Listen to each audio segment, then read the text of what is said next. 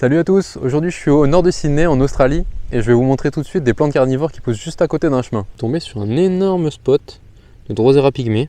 Donc ça c'est une toute petite plante carnivore vraiment minuscule, elle fait moins de 2 cm de diamètre. Et cette petite plante, elle capture des tout petits insectes, des moucherons et des choses comme ça. C'est une très jolie plante qui est assez difficile à voir parce qu'elle est petite, mais là il y en a tellement qu'on peut pas les louper quoi. Et juste à côté, il y a des Drosera spatulata. Une Drosera spatulata, elle est assez répandue sur la côte est de l'Australie. On en trouve dans pas mal d'endroits.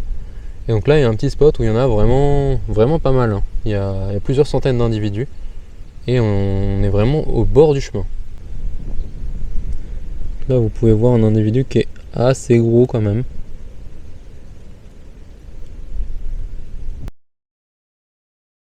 Aujourd'hui, je suis dans les Blue Mountains et mon objectif, c'est de voir Drosera binata. Là, je suis au bord d'un chemin assez humide. Là, il a plu pas mal ces derniers jours. Et j'ai trouvé les premières plantes. En premier, là, il y a Drosera spatulata. Donc là, les fleurs, je ne sais pas si vous allez bien voir, mais les fleurs vont commencer à s'ouvrir ici au bout de mon doigt. Et il y en a pas mal, un petit peu partout là.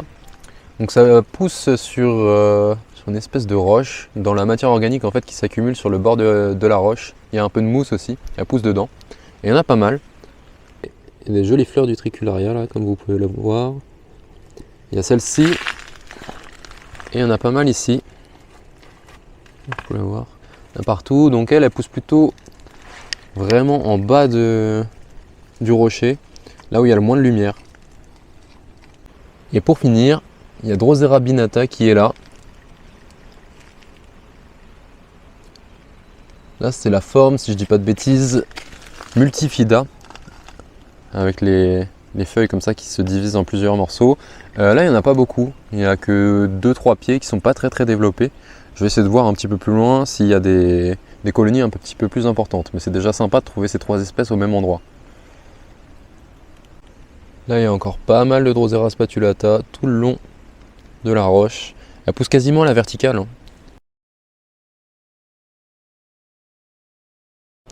Donc là il y a encore des Drosera binata. Alors là elles sont rouges et elles sont pas encore très ramifiées.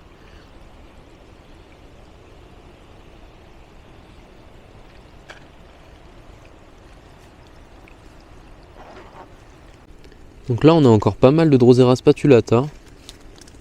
Elle pousse là plutôt en bas dans la partie la plus humide. Et il y a une petite Drosera binata aussi là, juste ici. Une petite utricularia là, je sais pas si je vais réussir à bien faire le point sur la fleur. Toute petite fleur. Petite fleur violette. Je suis au sud de Sydney et j'ai fait une trouvaille assez folle. On est en plein été et pourtant j'ai trouvé une Drosera tubéreuse. Donc pour ceux qui ne connaissent pas les plantes carnivores, là ici on est en présence d'une Drosera tubéreuse. Tubéreuse ça veut dire quoi? Ça veut dire qu'elle a un tubercule qui est sous terre. Et cette plante elle est censée pousser l'hiver. Sauf que là on est en janvier en Australie et c'est le plein été.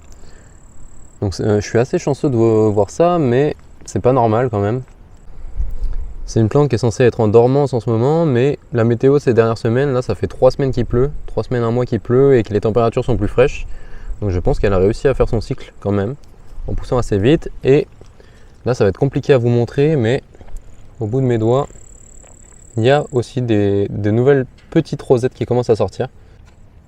On est au bord d'un chemin de sable et comme vous pouvez voir, il y a des Drosera pygmée ici. Je pense peut-être Drosera pygmae. Je suis au sud de Sydney et j'ai trouvé encore des plantes carnivores différentes. Et je vais vous montrer ça tout de suite. Donc là on peut voir des Drosera pygmée. Ici, juste au bout de mon doigt. Là on voit une toute petite fleur ici. Et ces Drosera, normalement elles sont pas trop censées pousser dans la sphaigne. Mais ici il y en a qui poussent dans la sphaigne. Pour ceux qui ne connaissent pas, la sphaigne, c'est une mousse. C'est la mousse que vous voyez ici, avec la tête en forme d'étoile. Et cette mousse, elle peut retenir énormément d'eau. Et c'est une mousse qui est naturellement assez acide. Donc tout ça, ça réunit les conditions parfaites pour que des plantes carnivores puissent pousser dessus.